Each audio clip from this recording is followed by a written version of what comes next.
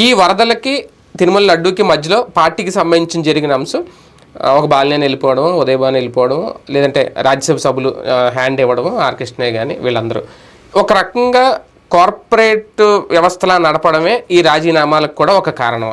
లేదు నేను అది అనుకోను. అట్లా బాలినేని లాంటోడు అందులోనే కదా మరి సక్సెస్ అయినోడు. లేకపోతే బాలినేనికి అసలు టికెట్ వచ్చేది కాదేమో, లేకపోతే సామినేనికి ఎక్కడి నుంచి వస్తుంది? అంటే సరైన ప్రాధాన్యత నాయకులకి దక్కలేదు అంటే నేరుగా జగన్తో ఇంటరాక్ట్ అయ్యి ఉంటే ఆ పరిస్థితి వచ్చి ఉండేది కాదేమో, నాయకులు వెళ్ళుండేవారు కాదేమో అనేది కూడా ఒకటి. ఆ మాట సామినేని చెప్తే అర్థం ఉంది కానీ బాలినేని చెప్తే అర్థం లేదు. అది బాలినేనికి ఎంత ఇంటరాక్షన్ ఉంటుంది, ఎన్నిసార్లు గెలిచాడు అనేది ప్రపంచం మొత్తానికి తెలుసు. ఊరికి అలగడం, అలిగిన ప్రతిసారి జగన్ పిలవటం, కూర్చోబెట్టడం, మాట్లాడడం. సరే ఆయనేమో నాకేమి ఇవ్వలేదు అన్నాడు, గుడ్. కానీ అక్కడ నిధులు 40 కోట్ల రూపాయలు వాడేశాడని చెప్పేసి చెప్పిన సుబ్బారావు గుప్తా లాంటి వాళ్ళు ఉన్నారు.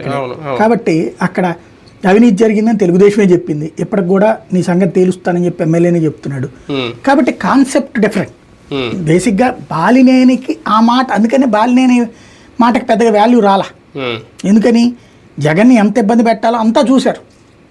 జగన్ని ఎన్నిసార్లు విసిగిచ్చాడు, ఎన్నిసార్లు పిలిచాడు జగను, అన్నిసార్లు పిలిచి మాట్లాడింది ఇంకెవ్వరు లేదు నాకు తెలిసి.